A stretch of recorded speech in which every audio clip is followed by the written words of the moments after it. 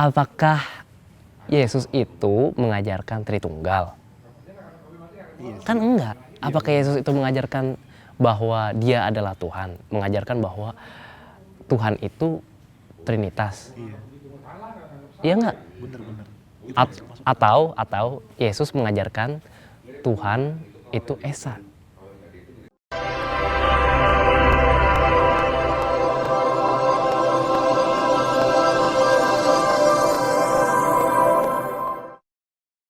Baik, bismillahirrahmanirrahim. Assalamualaikum warahmatullahi wabarakatuh. Alhamdulillah, pemirsa Naba TV yang insya Allah dirahmati Allah Subhanahu Wa Taala. Balik lagi bersama saya dan Fatih, tentunya di channel YouTube Naba TV, TV-nya para mu'alaf. Pada kesempatan hari ini, masya Allah, alhamdulillah, saya dapat kesempatan untuk berkunjung ke saudara saya, masya Allah. Sekaligus juga kita juga satu daerah atau suku, masya Allah. Beliau adalah Mas Coki. Waalaikumsalam warahmatullahi wabarakatuh. Sehat, alhamdulillah. Masya Allah. Lama kita nggak jumpa ya? Udah lama kita nggak jumpa. Subhanallah. Ini sebenarnya ini teman agak lama sih, bisa dibilang teman agak lama. Tapi ya bukan teman, nggak temenan lagi. Kami tetap saling itulah, masih kontak lah. Ya. Keluarga lah ya. Kita keluarga. Selamanya sampai insya Allah sampai di surga nanti. Oke, masya Allah. Dan pemirsa Naba TV, beliau juga punya pengalaman bagaimana dia memilih agama Islam, begitu ya Mas Oki ya? Insya Allah. Karena dulu latar belakangnya pun agamanya non-muslim gitu, atau beragama, nanti bisa dijelaskan lah oleh pemirsa gitu, ceritanya gimana. Tapi sebelumnya mungkin boleh perkenalkan diri buat pemirsa Naba TV nih Mas Oki. Oke. Bismillahirrahmanirrahim. Saya kalau teman-teman ada yang belum tahu, saya perkenalkan, saya Roynald Octavianus Simanulang. Teman-teman boleh panggil saya siapa aja ya, tapi teman-teman saya juga biasa kita di lingkungan pertemanan memanggil saya Coki ya. Coki. Iya. Oh, Coki. Saya berasal dari Jakarta, lahir di Jakarta ya. Saya berlatar belakang keluarga yang beragama Katolik Roma. Iya, Katolik Roma. Ya, saya dibesarkan dari keluarga yang cukup religius ya. Memang kami ya tiap minggu kita bergereja seperti itu, dan saya dididik sejak kecil sudah harus rajin untuk misalnya pergi ke sekolah minggu, dan saya juga disekolahkan di sekolah yang sekolah agama ya. Waktu itu agama saya Katolik, jadi saya disekolahkan di sekolah Katolik itu dari TK sampai SMP seperti itu. Berarti cukup aktif lah ya. Cukup aktif, dan saya juga kalau di gereja saya mengikuti kegiatan seperti ya paduan suara atau KOR, kita biasa tahu ya, untuk mengisi bagian yang di pelayanan di gereja untuk yang nyanyi itu loh. Oke, ya. Tahu karena pengalaman juga. ya itu biasalah buat saya dan saya keluarga gitu. Berarti begitu. bisa dibilang aktivis apa gimana? Disebut aktivis bukan sih? Bukan aktivis, karena memang saya awam yang aktif itulah. Awam yang lumayan aktif itu aja sih, itu nggak lebih. Saya cuma kalau ditanya, saya misalnya ada saudara-saudara kita yang nanya, lu siapa emang? Ya, Anda siapa emang gitu? Kamu siapa? Ngomongin agama kami gitu mungkin. Saya bukan siapa-siapa, saya juga bukan lulusan sekolah yang tinggi, sekolah yang bagus lah. Saya cuma lulusan sekolah minggu, saya itu aja, anggap aja gitu. Padahal lebih dari itu sebenarnya. Nggak usah itulah. Baik. Oke. Tapi gini ya Mas Oki ya, antum kan ketika lagi taatannya itu pasti kan Islam ini udah ada di setiap kehidupan antum nih. Pandangannya apa? Ketika saya hidup ya, sebelum kembali kepada Islam itu, pandangan saya mengenai Islam itu buruk ya, cukup buruk.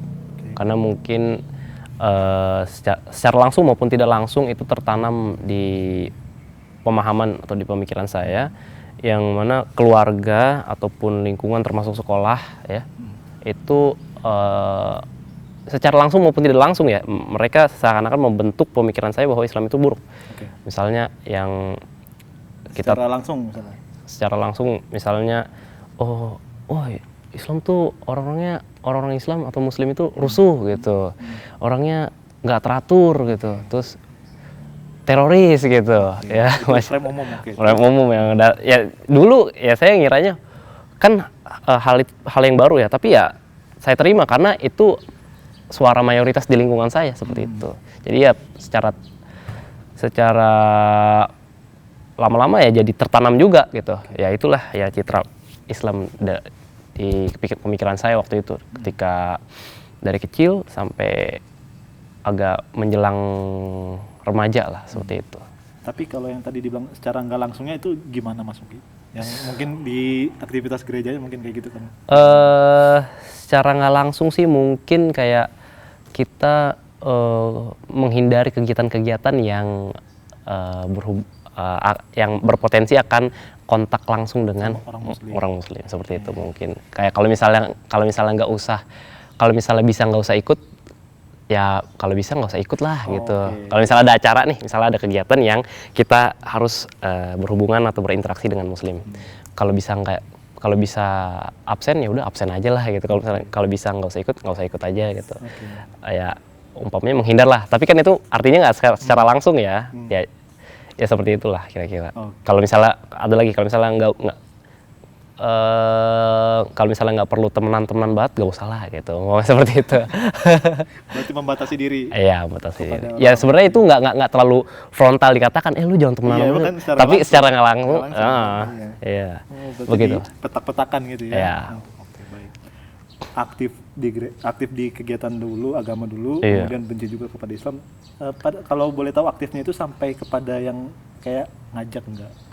Kalau ngajak sih nggak sampai sih. Nggak sampai. Karena mungkin saya juga bukan kapasitas saya di situ, bukan peran saya di situ. Karena saya sudah bilang saya cuma awam, yang seorang Katolik yang awam, yang cuma berusaha untuk benar-benar beragama aja gitu. Makanya saya berusaha untuk aktif di kegiatan di gereja maupun di lingkungan pendidikan seperti itu. Cuma berusaha aktif aja, seorang awam yang aktif. Nah, dan saya juga selain itu tetap mengikuti sakramen kan ada beberapa sakramen ya dalam Katolikan. Saya dari kecil sudah tentu dibaptis ya kan, sakramen baptis saya sudah ikuti, lalu sakramen Ekaristi yang setiap minggunya saya ikuti, lalu sakramen komuni pertama ya, sakramen komuni, terus ada sakramen Krisma, ya sampai Krisma sih. Baru 4 sakramen itu yang sudah saya lalui. Masih ada yang lain, misalnya sakramen imamat yang itu akan menjadi pastor, saya nggak ikuti. Sakramen pernikahan masih kecil waktu itu kan, nggak mungkin, ya kan. Lalu ada sakramen perminyakan, itu biasanya untuk orang yang sudah mau menjelang ajal, ya saya belum. Oke. Paham. Ya umpamanya saya mau menyatakan bahwa ya sebagai seorang yang di agama saya sebelumnya, ya cukup aktif lah gitu loh. Betul, ya. Cukup aktif lah. Iya. Tapi pada saat itu meyakini betul bahwa Tuhan yang dogma dalam agama saya yang mengajarkan bahwa Yesus adalah Tuhan dan konsep ketuhanannya adalah Allah Tritunggal. Ya tentu saya meyakini saja dulu gitu loh. Ini dari TK sampai mungkin dari TK saya belum ngeh ya bahwa konsep ketuhanan di agama saya itu adalah Tritunggal. Mungkin saya cuma memahami bahwa Tuhan itu Yesus misalnya gitu. Tuhan itu Yesus. Dari TK sampai SD sampai SMP lah saya baru ngeh. Oke, itu SMP tuh. Baik, lanjut. Baru ngeh bahwa konsep ketuhanan saya itu adalah Tritunggal. Oh, SMP baru ngehnya. Baru ngeh, dan pada saat itu juga karena diajarkan oleh guru agama saya. Jadi konsep ketuhanan kita tuh Tritunggal, Tuhan itu satu ya, Tuhan itu Esa, tapi dia hadir dalam 3, tapi dia tetap satu. Ya, itu tuh mulai bingung tuh saya, mulai Oke, saya diajarkan oleh guru saya yang memang punya otoritas untuk mengajar, tapi ajarannya di dogma agama yang saya anut ini kok agak sedikit membingungkan ya. Sebenarnya di SMP itu yang pertama kali terbesit di kepala saya adalah gini. Di dalam anggota Tritunggal, Trinitas, itu ada Allah Bapa, Allah Putra, dan Roh Kudus. Allah Bapa itu ya Allah, Tuhan yang Maha Kuasa, pencipta langit dan bumi, dia yang menciptakan semuanya. Lalu ada Allah Putra, ya, itu Yesus sendiri, Sang Putra dan Roh Kudus, ya, Allah Roh Kudus. Nah, begini. Oke, kita kesampingkan dulu ngomongin Roh Kudus ya. Ketika kita saya berpikir seperti ini ketika diajarkan dogma Tritunggal.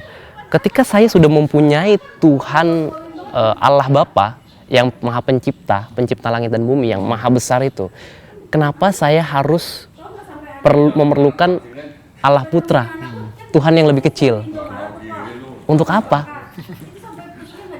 Coba untuk apa coba? Nih, saya punya gini deh. Saya punya Tuhan yang udah besar, jelas-jelas besar, dan itu sudah jelas dikatakan dalam kitab suci, Bible. Dulu saya meyakini sebagai kitab suci ya. Jelas-jelas dikatakan Tuhan itu besar, terus dia pencipta segala sesuatu. Terus tapi kenapa harus ada Tuhan yang Yesus. Tuhan lagi, Tuhan yang kecil gitu loh. Pemikiran saya baru sampai di situ doang. Itu masuk sih sebenarnya sih, logis. Iya kan? Logis. Coba, sebenarnya wajar-wajar aja dong mikir kayak gitu. Ada yang gede, ada yang kecil, tapi kenapa harus udah tahu ada yang gede? Oke lah, nggak apa-apa, Yesus Tuhan lah, oke lah, nggak apa-apa. Tapi udah ada Tuhan yang gede nih. Untuk apa lagi saya minta yang lebih kecil ini, gitu, umpamanya gitu. Oke, mungkin pemikiran dulu saya SMP itu akan dikatakan bidat atau sesat. Oke, SMP masih udah berpikiran seperti itu? Iya, SMP saya sudah berpikiran seperti itu. Oh, subhanallah. Tapi itu menurut saya itu kayak hidayah sih ya? Ya, antum tuh bagaimana tuh? Mungkin Sekarang saya dulu nggak tahu apa itu Tapi hidayah. sekarang itu mungkin bisa dibilang hidayah mungkin ya? Ya. Oke. Apa kayak disentil lah gitu pemikiran. Terbuka akal ya, sehatnya. mungkin Tuhan memang baik ya, itu memberikan, ya qadarullah, alhamdulillah saya diberikan kegelisahan itu, pemikiran seperti itu. Apa bisa memikirkan seserius itu mungkin ya. Saya nggak tahu, teman-teman saya yang lain nggak pernah memikirin hal seserius itu, memikirkan konsep ketuhanan dalam agamanya mereka seserius itu ketika SMP. Mungkin saya bukannya sombong ya, bukan sombong, tapi mungkin teman-teman saya nggak tahu. Mereka ya terus aja biarin hidup, yang penting hidup. Tapi kalau saya pikir soal keagamaan adalah sesuatu yang penting untuk saya sebagai manusia gitu. Jadi kalau dipikirkan, ya wajar aja kalau dipikirkan secara serius.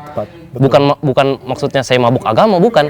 Ya wajar aja sebagai manusia saya memikirkan agama secara serius gitu loh. Ya karena alhamdulillah ya keluarga saya juga memang walaupun awam, kami serius gitu dalam memegang agama kami gitu. Jadi menurut saya wajar aja kalau misalnya saya berpikir seperti itu gitu loh. Masya Allah. Berarti itu kalau saya bilang trigger awal. Trigger awalnya seperti dari SMP ke jenjang mu'alaf kan panjang nih kan? Wah, panjang. Dari SMP itu saya memikirkan seperti itu kan, di kelas 2 SMP kayaknya deh. Lalu saya naik kelas 3 dan lulus di SMA. Di SMA itu saya ya alhamdulillah saya berkesempatan untuk bersekolah di SMP ya, salah satu SMP favorit lah itu, tapi SMP negeri, SMA-nya negeri gitu. Dan otomatis saya di situ berteman dengan teman-teman yang Muslim juga.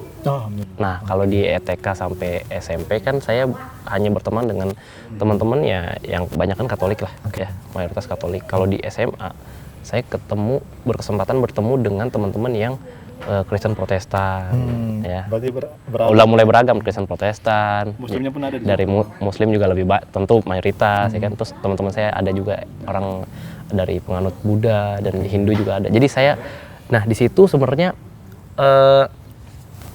bukan pengalaman religius yang saya dapat. Saya seperti anak-anak pada umumnya, remaja pada umumnya, yang maunya seneng-seneng, apa main sama temen, ya, nongkrong, kayak gitu aja biasa. Saya nggak terlalu spiritualis lah kayak SMP dulu saya memikir. Sosialnya. Saya seakan-akan kalau udah gini loh, namanya remaja kan maunya udah mencari jati diri ya, ya maunya seneng-seneng dulu, seneng mengekspresikan apa yang dia rasakan gitu. Bebas lah dulu SMA. Tapi saya tidak memikirkan kegelisahannya saya dulu yang pas SMP. Belum ke trigger itu ya? Belum. Saya lupain lah umpamanya. Saya tidak memikirkan hal itu lagi. Di yang pemikiran saya di SMP itu saya lupakan. Nah, tapi ada suatu yang saya ambil adalah gini. Ketika saya berteman, bersosialisasi dengan teman-teman saya yang beragam, pemikiran buruk saya tentang Islam dulu itu jadi perlahan-lahan terkikis. Ketika saya bisa berteman dengan teman-teman saya dari Buddha, ya, orang teman-teman saya penganut Hindu, teman-teman saya penganut Kristen Protestan dan Muslim tentunya. Jadi saya jadi tahu bahwa semua manusia itu ternyata bisa menjadi baik dan ternyata bisa juga buruk. Semua manusia itu bisa berbuat benar dan bisa berbuat salah. Mau dia orang Buddha, Hindu, Islam maupun Kristen maupun Katolik, saya jadi terbuka. Jadi dari yang pemikiran saya bahwa misalnya dulu kan saya berpikir bahwa Islam itu dan penganutnya itu buruk. Kayak gini loh, umpamanya udah kalah banget. Di SMA ini pemikiran saya jadi netral. Jadi tengah-tengah. Jadi saya bisa memahami teman-teman saya itu ya senetral mungkin gitu loh. Nggak mau beda-bedakan mereka gitu loh.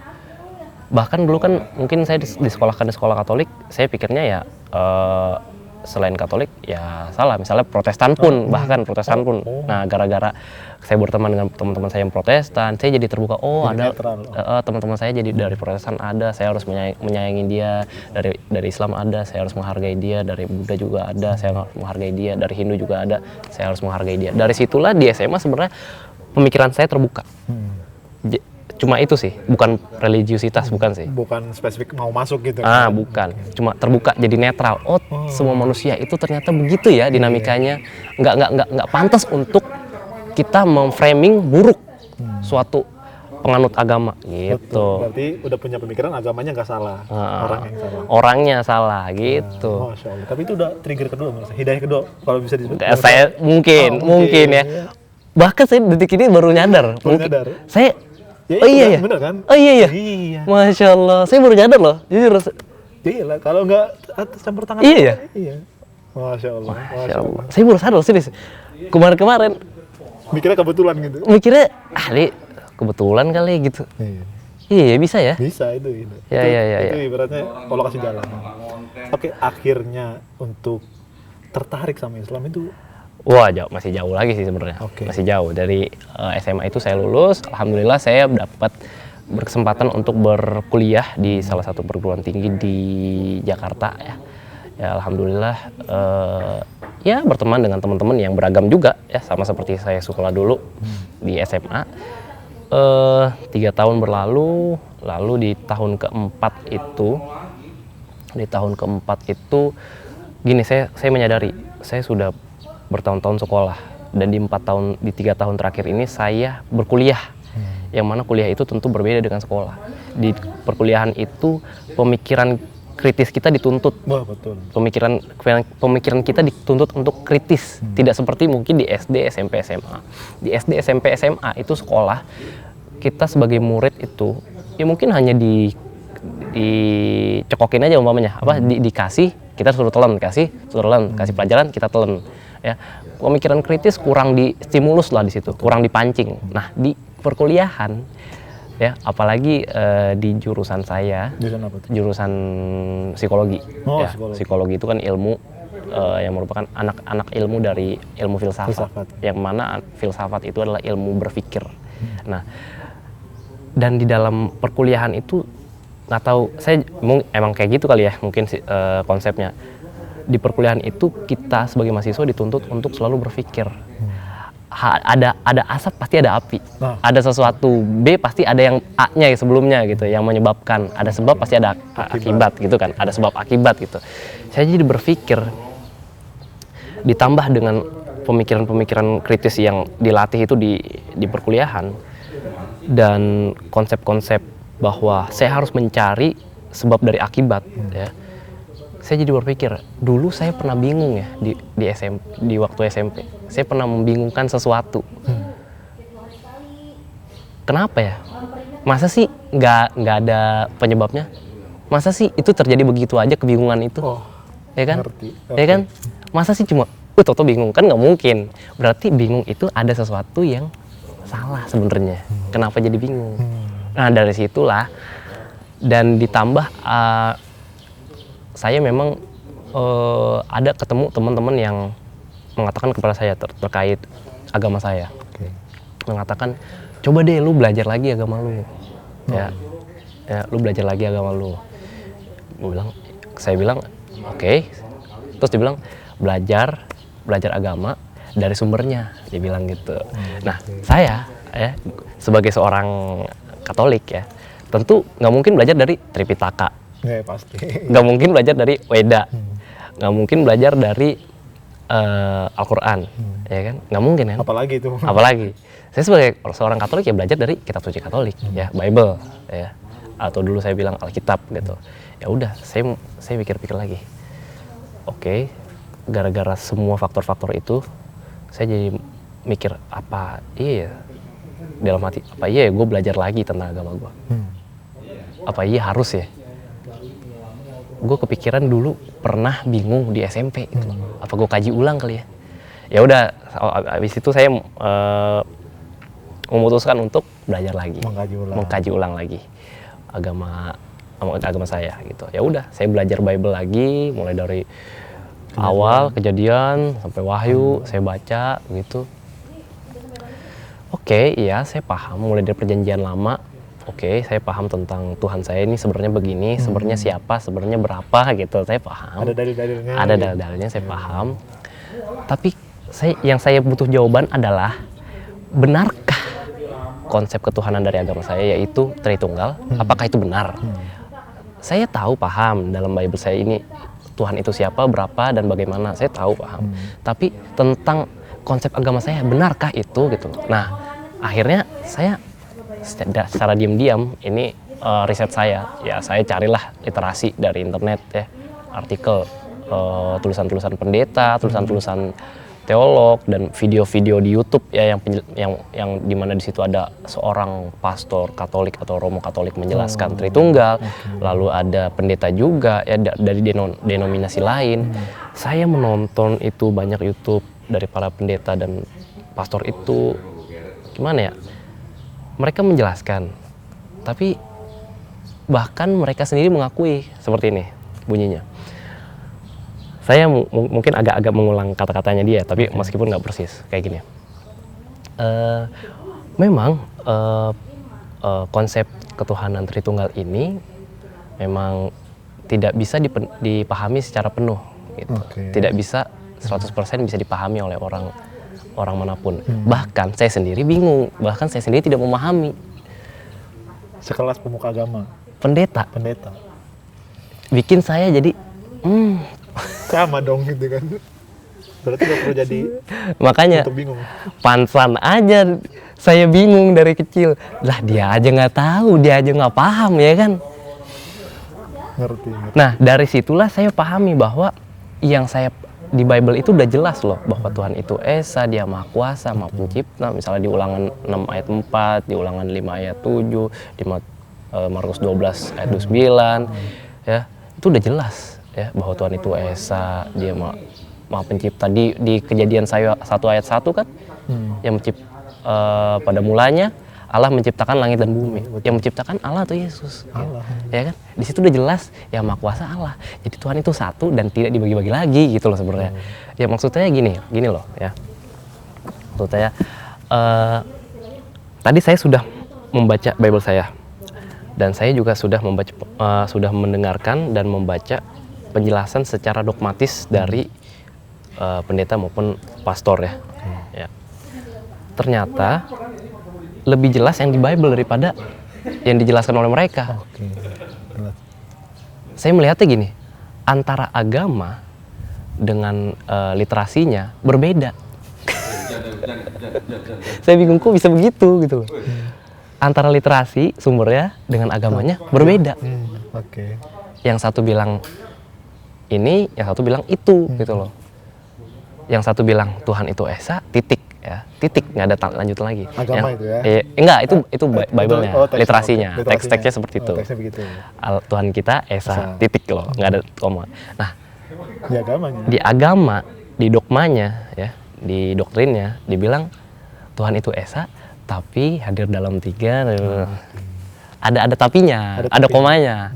Itu yang membuat saya bingung, kok bisa literasi dengan dogma agamanya berbeda, seperti itu sih gitu. Itu kan kayak menanyakan kredibilitas ya, iya gitu kan saya tadi bilang kan. Oke, dalam penelitian panjang itu akhirnya yang sebenarnya gini ya, yang membuat antum tertarik sama Islam itu apa sebenarnya? Sampai akhirnya antum berani ya dengan pengalaman yang tadi antum ceritakan gitu. Pada saat itu sebenarnya gini, saya melihat kan, saya udah cari itu, udah saya riset ya, penelitian lah. Ternyata agama dan literasinya tuh beda. Yang di literasi itu mengajarkan keesaan Tuhan, keesaan Allah lah dulu ya saya bilang. Dan di agamanya itu, di doktrin atau dogma agamanya itu mengatakan bahwa Allah itu Tritunggal. Berbeda kan? Nah, saya cuma gini, saya mau kejelasan nih. Kejelasan. Kalau 3 ya 3. Kalau 1 ya 1. 1 ya 1. Kalau 3 ya udah 3 di literasi bener 3, di sini bener 3. Oke, saya beriman. Oke, ya kan? Kalau tapi anehnya kan kontradiksi nih. Jadi nggak ada yang bisa dipegang nih. Nah, ternyata ketika saya baca lagi lebih kuat bahwa Allah itu Esa gitu. Lebih kuat dibanding Trinitas. Dan bahkan di Bible itu nggak ada tuh bukti bahwa Allah itu Tritunggal atau Trinitas. Nggak ada sama sekali. Tapi benar sih, apa Yesus pernah bilang? Nah makanya kan saya kayaknya sudah pernah bilang di mana gitu. Saya udah pernah bilang di mana gitu. Apakah Yesus itu mengajarkan Tritunggal? Kan enggak. Apakah Yesus itu mengajarkan bahwa dia adalah Tuhan? Mengajarkan bahwa Tuhan itu Trinitas? Iya enggak? Bener. Atau Yesus mengajarkan Tuhan itu Esa? Itu pertanyaan mungkin buat saudara-saudara kita, boleh gitu, ya kan? Itu sih, pertanyaan cuma itu sebenarnya. Sebenarnya simple. Dan yang saya dapat ya, ini kalau boleh saya mengutarakan, yang saya dapat ya, semua nabi-nabi, nggak cuma Yesus ya, mulai dari Adam, ya, Musa, Abraham, Yakub, ya, Ismail, Ishak, sampai Yusuf, sampai Yohanes Pembaptis lah dibilangnya, Zakaria, sampai Yesus pun mengatakan bahwa Allah itu Esa, Tuhan itu Esa, nggak dibagi-bagi, nggak terpecah, dan Yesus sendiri bukan Tuhan, nggak pernah diajarkan seperti itu. Nah dari situ tuh saya inget dulu pas masih kecil saya sering nonton TV, nonton azan ya. Di TV kan dulu, sekarang juga ada sih. Kalau maghrib kan ada tuh azan kan. Di situ tulisannya, aku bersaksi bahwa tiada Tuhan selain Allah. Ya gue tahu apaan sih lu gitu kan dalam hati. Ya gue tahu. Terus kenapa? Ya gue juga kali ya gitu kan. Saya sebagai seorang Katolik kan.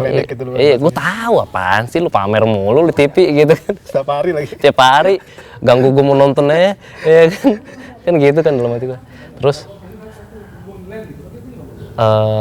tiada Tuhan selain Allah dan Muhammad itu adalah utusan Allah. Ya gue tahu ya, buat gue ya Yesus utusan gitu loh. Nah tapi ya gue tahu di situ ada kejelasan. Nah ketika di usia gue tadi, yang di usia gue kuliah tadi, gue berpikir di dalam Islam jelas ya, jelas peran-peran apa, umpamanya posisinya jelas. Tuhan ya Tuhan, Nabi Muhammad ya utusan, ada tugasnya untuk menyebarkan ajarannya gitu. Jadi perantaranya gitu dari Tuhan ke manusia gitu. Tapi kok kalau di dalam agama gua perannya nggak jelas ya, kabur gitu loh. Bapa ya pencipta, Yesus ya Tuhan juga, ya utusan juga, ya Nabi juga, ya manusia juga. Padahal itu kalau di dogma ya banyak perannya, tapi kalau di dalam Bible jelas perannya ya. Di Yohanes 17 ayat 3 di situ tertulis bahwa Yesus mengatakan bahwa dia Tuhan itu, engkau satu-satunya Allah yang Esa, dan Yesus sendiri akulah utusannya. Itu udah jelas. Itu kan apa tuh? Itu kan syahadat ya. Itu kan syahadat, udah jelas. Sadar itu syahadat. Itu syahadat kan. Jadi posisinya sebenarnya di dalam Bible sudah jelas, tapi kenapa di dalam dogma agama saya itu dikaburkan gitu loh. Jadi banyak perannya. Sebentar-bentar katanya Yesus 100% manusia, 100% Allah lah. Membingungkan gitu loh. Nah, sebenarnya dari situ saya tahu, oh di Islam jelas ya. Di Islam jelas. Dan ketika saya melihat Islam, di situ jelas, dan ketika saya melihat agama saya agak kabur. Dan yang mendorong saya paling kuat adalah sebenarnya begini. Saya tuh rindu dengan Bapak. Rindu dengan Bapak. Saya nggak suka Bapak saya diduakan. saya nggak suka Tuhan saya diduakan. Oke. Yang saya bilang tadi di SMP, kalau misalnya ada Tuhan yang gede, kenapa harus ke Tuhan yang kecil nih? Iya. Memohon ataupun menyembah seperti itu. Betul. Untuk apa? Itu sih yang terkuat, yang jadi dorongan terkuat. Islam bener kali ya. Oke. Gitu. Nah, Mulai gimana awalnya? mulai dari situ saya mulai tuh suka udah pikiran ke situ tuh. Saya mulai di tengah pencarian saya masih mencari tuh, belum berhenti pencarian saya. Saya masih mencari literasi atau video-video dari para pendeta atau pastor atau teolog-teolog. Tiba-tiba nongol ada video thumbnail Dr. Zakir Naik. Masya Allah. Nah, saya klik kan, ini apaan sih nih jenggot? Iya. Yeah. Hate speech banget ya. Saya klik. Oh, ini dia ngomongin tentang Bible gitu. Dia mempelajari agama-agama dan kebetulan waktu itu dia ngomongin tentang Bible. Bener sih, bener. Pesan-pesan dia yang dia sampaikan mengenai tauhid ya, yang berdasarkan dari Bible ya. Bener. Tapi saya tuh merasa tertampar aja gitu. Ngerasa ditampar, ngerasa disalah-salahin gitu. Pokoknya kamu salah. Saya mengakui bahwa apa yang dia katakan semuanya benar. Tapi saya merasakan Anda salah gitu kayak. Jadi kayak baper. Iya baper kayak elah males gue dengernya gitu. Bener sih, gue ngakui iya sih bener tapi gue kesel. Nah ya udah, oke. Ya udah saya teruskan pencarian saya di YouTube itu sampai ketemu video dari yang kita kenal juga ya. Salah satu guru kita, teman kita, sahabat kita juga, Ustadz Agustinus Christopher Kainama. Oh, Masya Allah. Nah, itu saya nonton, sebenarnya sama aja. Kira-kira apa yang dia katakan, pesan-pesan mengenai tauhid, mengenai bagaimana cara mencintai Tuhan dengan benar, dengan proporsional, bagaimana cara mengimani atau mengasihi Yesus dengan posisinya yang proporsional. Seperti itu. Sebenarnya sama aja kayak apa yang disampaikan oleh Zakir Naik. Tapi yang saya rasakan berbeda. Dia itu Ustadz Kainama itu lebih lembut dalam menyampaikannya itu, sehingga saya merasakan seperti dirangkul, seperti dipeluk, seperti disambut kayak, hai saudaraku, ini kita sama loh gitu, kita mencintai sosok yang sama, kita mempunyai kita merasa membutuhkan Tuhan, kita merasa membutuhkan kasih sayang Tuhan, dan kita juga mencintai tokoh yang sama gitu, kayak gitulah umpamanya. Saya ngerasa wah iya ternyata padahal sama-sama aja sih. Betul. Isi-isinya, tapi saya lebih masuk gitu, lebih srek gitu umpamanya. Nah dari situ saya harus ketemu orang ini nih. Saya mau ketemu untuk mau mengetahui Islam lebih dalam lagi begitu ya. Sampai di situ kemudian saya mulai mencari-cari kontak dari dia, tapi nggak bisa kan. Makanya saya cari dulu tempat di mana dia sering isi kajian gitu. Nah ternyata kebetulan dia suka ngomong, saya dulu syahadat di Masjid Agung Sunda Kelapa gitu. Nah dan saya juga sering memberikan kajian di sana. Oh saya langsung inget, oh ya udah gitu, saya Sunda Kelapa aja gitu. Akhirnya saya ke Sunda Kelapa tuh dalam keadaan masih Katolik. Saya masuk ya, nah ternyata di website Sunda Kelapa itu, website masjid itu ada jadwalnya kajiannya beserta dengan ustadz-ustadznya gitu. Nah kebetulan Ustadz Kainama tuh di hari Sabtu jadwalnya dia. Makanya itu saya rencanakan di hari Sabtu saya harus datang. Nah kebetulan sebelum hari Sabtu, 2 hari sebelum hari Sabtu itu hari Kamis, saya berkuliah dan pulang kuliah saya memutuskan untuk karena hari Sabtu saya mau ke masjid nih, saya harus prepare dulu di hari survei. Itu bahasanya, hari Kamis saya mau survei dulu, Sebagai seorang Katolik kan harus persiapan dulu ya. Matang nih. Hari Sabtu saya mau ke masjid ya kan. Hari Kamis saya mau survei dulu deh gimana masjidnya ya kan. Nah saya datanglah ke Masjid Agung Sunda Kelapa di hari Kamis ya kan. Udah lama lah, di tahun 2019 itu. Saya datang, saya lihat aduh, udah di depan masjid saya mikir, yakin nih saya masuk ke kandang iblis. Kandang iblis. Kandang iblis. Sakit hati loh itu. Enggak ya, bercanda ya. Yakin nih dalam hati.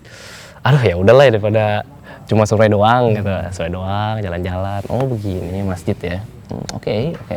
Itu nggak ada sentuhan, nggak ada ya sentuhan kayak indah, nggak ada. Nggak ada, biasa aja. Ya? Tempat biasa. Oh biasa. Ada orang-orang. Oh orang-orangnya manusia biasa. Iyalah. Oh kirain bertanduk mungkin.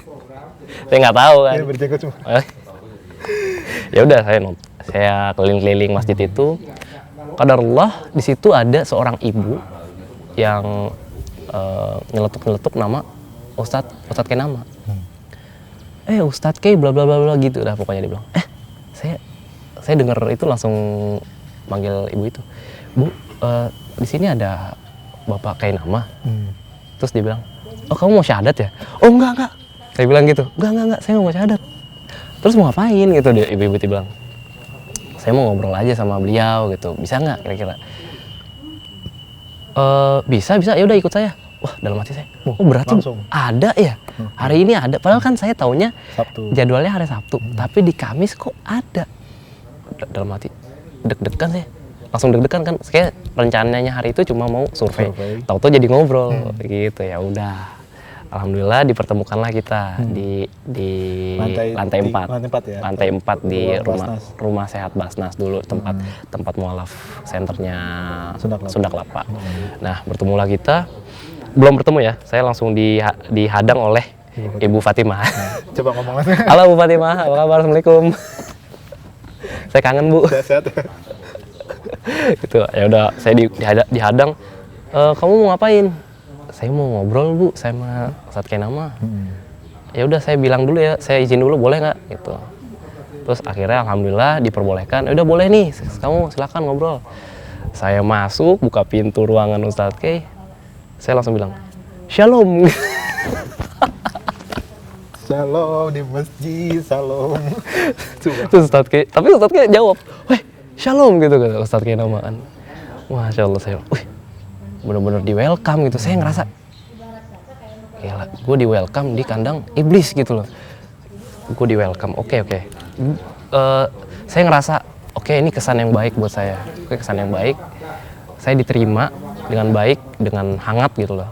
Ya akhirnya kita bertemu di situ dengan Ustadz Kei. Ya kita ngobrol di situ hal-hal yang ringan. Mulai dari hal-hal yang ringan dulu. Kamu kenapa gitu?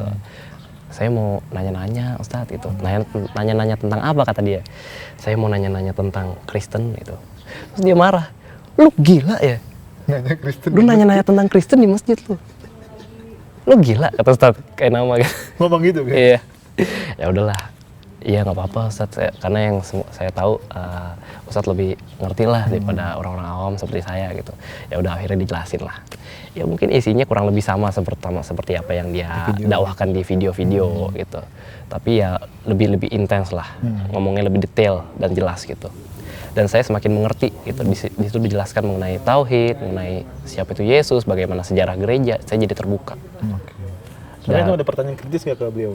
Yang kiranya kayak beliau tuh malas jawab atau pertanyaan kritis sih enggak. Terhadap Islam maksudnya ya? Kalau enggak ada. Ya? Enggak ada. Atau ngobrol aja karena gitu? Yang saya jadikan concern tuh bukan lagi masalah Islam itu begini, Islam itu begitu. Ya meskipun saya masih menyimpan tadi ya, yang tadi kesan yang agak buruk lah. Tapi saya bukan ke situ kalau untuk nanya ke seseorang pemuka agama di Islam tuh. Saya lebih ke konsep ketuhanan. Itu yang jadi concern saya. Itu justru yang gitu. Saya nggak concern di teks bagaimana Bible itu gimana itu Bible. Sejarah saya juga nggak concern. Terus mengenai liturgi atau tata cara ibadah saya belum concern, tapi saya lebih concern ke konsep ketuhanan. Dan di situ dijelaskan bahwa ya yang paling jelas Tuhan itu Esa, Allah itu Esa, nggak ada Tritunggal itu nggak pernah diajarkan oleh Yesus, para nabi tidak pernah mengajarkannya, dan Yesus sendiri adalah seorang nabi yang tugasnya hanya untuk mengenalkan Tuhan kepada umat bangsa Israel. Itu yang jelas, itu yang dijelaskan sama dia. Ya udah, pulang dari situ kita saya nggak syahadat, belum. Baru di hari Sabtu saya tetap datang tuh, Oke. tetap datang. Ikut kajian. Ikut kajiannya, pulang biasa. Terus minggu depan ikut Ikut lagi, lagi. pulang lagi. Terus minggu depannya pulang lagi, ikut lagi. Jadi udah sekitar 4 kali lah saya ikut. Oke. Sekitar 4 kali, Lama. 3-4 kali lah saya ikut. Dan di tanggal 12 Sabtu 12 Oktober 2019 itu saya datang lagi ke masjid. Kajian seperti biasa, dan memang di Masjid Agung Sunda Kelapa setiap Sabtu itu ada yang syahadat ya. Masya Allah, alhamdulillah, ya syahadat, prosesi syahadat berlangsung seperti biasa lah, sebagaimana mestinya. Dan di akhir prosesi itu kan biasa orang-orang udah pada pulang tuh, udah pada pulang, kita ngobrol-ngobrol lah yang sisa di situ. Ada Ustadz K, Bu Fatimah sama saya. Ya kan. Terus saya dimarahin sama Bu Fatimah. Ditembak lah. Ditembak. Lu mau ngapain sih kesini mulu? Bu Fatimah saya tahu. Bu Fatimah, kamu mau ngapain di sini mulu? Gitu. Mau masuk Islam nggak sih kamu di sini? Gimana ya? Emang bisa sekarang? Gitu. Itu ruangan udah kosong semua. Oh, udah kosong. Terus saya bilang, emang bisa sekarang? Terus kata Ustadz kayak, ya bisa lah. Gitu. Oh ya udah, ayo lah. Gitu. Panjang juga ya, subhanallah. Saya bilang gitu, ya udah. Karena memang saya udah lega ketika sudah dijelaskan mengenai konsep ketuhanan, udah lega. Jadi saya bisa sebenarnya udah menerima Islam secara iman di hati sudah. Betul. Tapi secara formal dan secara tertulis hitam di atas putih belum. Dan di hari itulah, di Sabtu 12 Oktober 2019 itu saya disyahadatkan oleh Ustadz Kenam. Masya Allah, langsung sama beliau Langsung sama beliau, alhamdulillah. Sebenarnya sih bukan apa tadi, ikrar ya. Jadi, Ikrar. Iya, kalau iman udah ada dari dulu, cuma Iya, ikrarnya baru. ikrarnya doang. Ikrarnya aja. Cuma ikrarnya doang. Ya, alhamdulillah lah. Alhamdulillahnya ikrar, kalau nggak ikrar kan bahaya tuh. Cuma yakin doang. Masya Allah ya. Iya, iya. Oke, udah berarti 2019 itu udah sekarang udah hampir 3 tahun berarti. Jadi. Iya. Oke. Waktu syahadat itu kan kalimat asing nih yang antum baru sebutkan itu. Sebenarnya nggak asing juga. Nggak asing. Oh, antum udah sering denger ya. Udah sering denger kan, saya juga udah meriset kan. Oh iya. Udah meriset, oh. Cara masuk Islam gitu. Cara masuk Islam begitu. Gitu doang. Oh iya, iya. Terus ya isinya, artinya juga udah, sebenarnya semua orang juga udah tahu kali.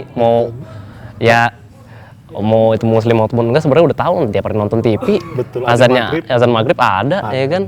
Kalau secara makna mah udah tahu, tinggal bagaimana dia iman atau enggak, beriman atau enggak. Kan tinggal nunggu itu doang.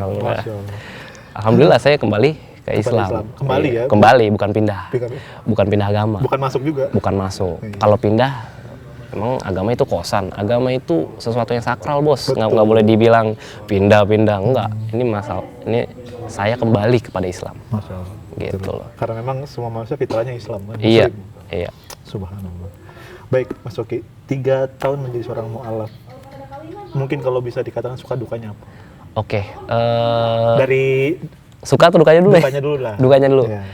Kalau dukanya sebenarnya sih saya nggak terlalu pikirin ya. Oke. Dukanya ketika saya menyatakan ke orang tua saya,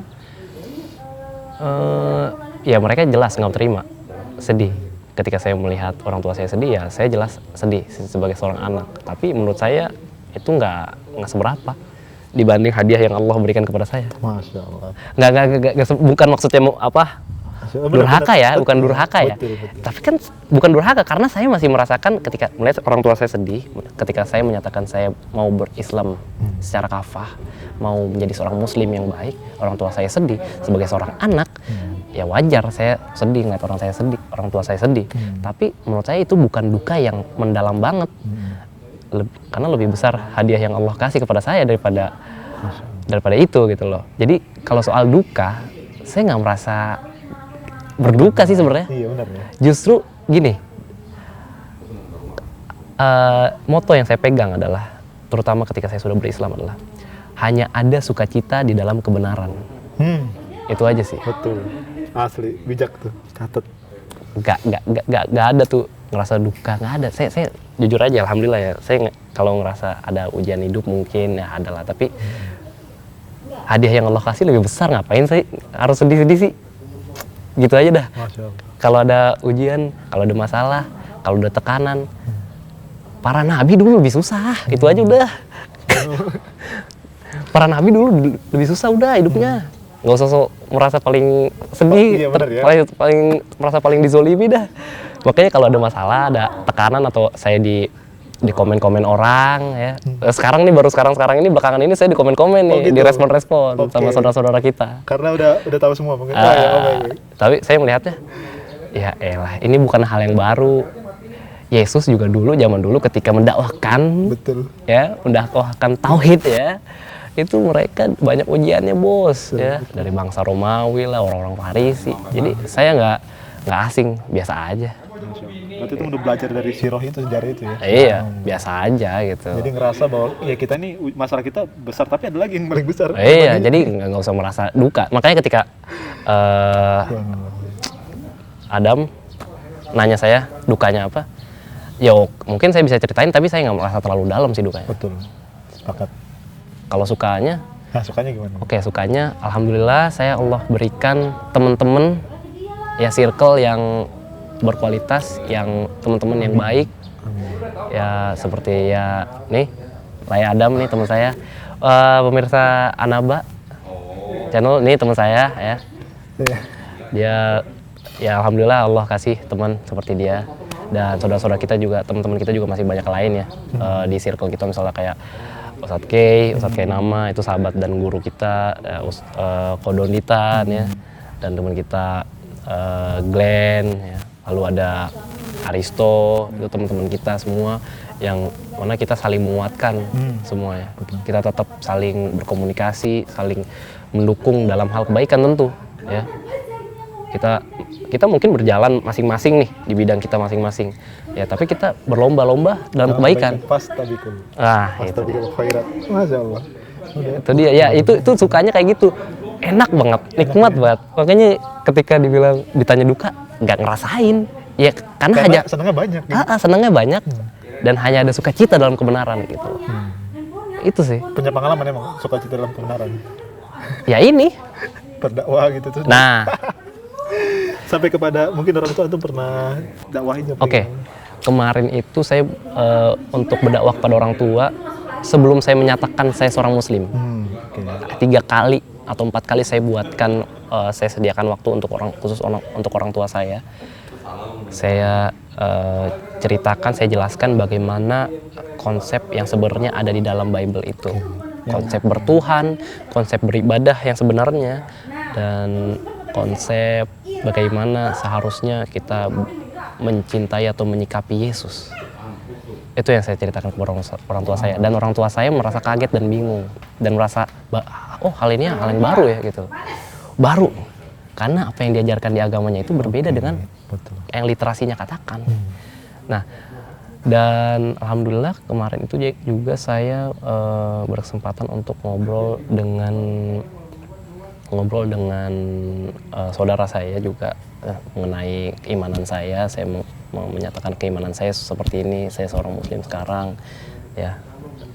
Bukan berarti ini adalah tandanya kita putus hubungan, bukan, tapi semakin justru ketika saya menjadi seorang muslim, saya 2 kali dipaksa untuk lebih mencintai saudara-saudara saya, mencintai ayah ibu saya, mencintai teman-teman saya yang dulu yang masih di agama yang sebelumnya, seperti itu sih. Gitu. Alhamdulillah itu nikmatnya seperti itu, sukacitanya seperti itu. Iya, sukacita kebenaran memang justru jadi nikmat ya. Emang ini. Oh, Masya Allah. Aduh, ini antum Masya Allah. Padahal kita ketemu udah lama nggak ketemu. Ya udah, wah. Nggak biasa ya. Penonton Anaba sekalian, ini teman saya ini lebih Masya Allah deh. Oke, sekarang terakhir nih Mas Oki. Visi misi ke depan kayak gimana? Menjadi seorang muslim nih. Oke, visi misi.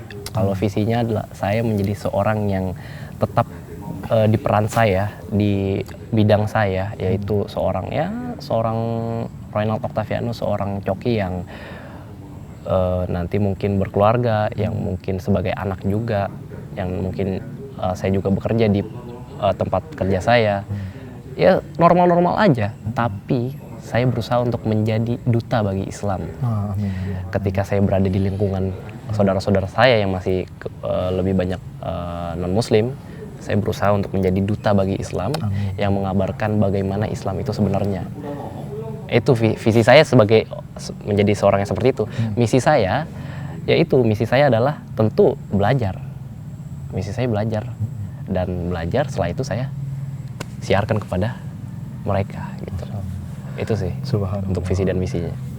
Saya doakan semoga Allah mudahkan semua. Insya Allah, amin. Ya. Iya. Luar biasa nih, kita nggak kerasa nih udah hampir 1 jam. Waduh. Sharing-sharing nih, subhanallah. Masya Allah. Mudah-mudahan dari sharing ini penonton bisa mendapatkan ibroh ya, semangat lagi biar memperkuatkan akidah mereka. Itu tentunya pastikan. Ya, dan sebenarnya sih informasi juga biar jangan sampai kembali ke agama non-muslim. Enggak lah, ngapain. Bukan kembali sih, tapi apa ya bahasanya ya, murtad gitu ya. Keluar lah ya. Iya. Jangan sampai kayak gitu. Karena ya kita lihat informasi banyak kan bahwa pemurtadan di mana-mana sebagai macamnya gitu. Ya mudah-mudahan ini bisa menjadi asbab penguat akidah untuk kita semua. Mungkin kalau ada pesan boleh silakan masukin bagi siapapun yang nonton, baik yang non-muslim, yang mualaf ataupun yang... Oke, untuk yang non-muslim, teman-teman, kita semua muslim ini tentu menyayangi kalian. Kita mengasihi kalian, dan kami terbuka untuk kalian sebenarnya. Untuk apapun, jika kalian mau tanya kepada kami terbuka gitu loh. Ketika kalian mau beraktivitas seperti biasa, layaknya muamalah biasa ya, kita terbuka. Kita bukan orang yang harus diasingkan dari kalian, dan kami juga tidak mengasingkan kalian gitu. Itu sih pesannya. Dan untuk teman-teman kita non-muslim yang mencari kebenaran, carilah kebenaran dari sumbernya, dan jangan lupa untuk berdoa kepada Tuhan. Iringi dengan doa gitu loh. Insya Allah Tuhan yang benar akan membimbing kalian, menyertai kalian. Nah, untuk yang sudah muslim, teman-teman, berislamlah secara kafah. Ya, berislamlah jangan tanggung-tanggung. Jangan pilih-pilih yang enak aja gitu. Semuanya diambil dari Islam itu. Ya, semuanya ditaati, semuanya diterapkan dalam kehidupan gitu. Itu sih pesannya. Dan teman-teman muslim juga tolong untuk teman-teman yang non-muslimnya dirangkul ya. Karena memang kita tuh sebagai seorang muslim, tugas kita untuk mendakwahkan Islam ini. Enggak kita kekep doang, enggak kita keep doang untuk kita. Itu namanya egois. Kita harus share ya, syiar ya. Kita harus share, jangan didiemin doang.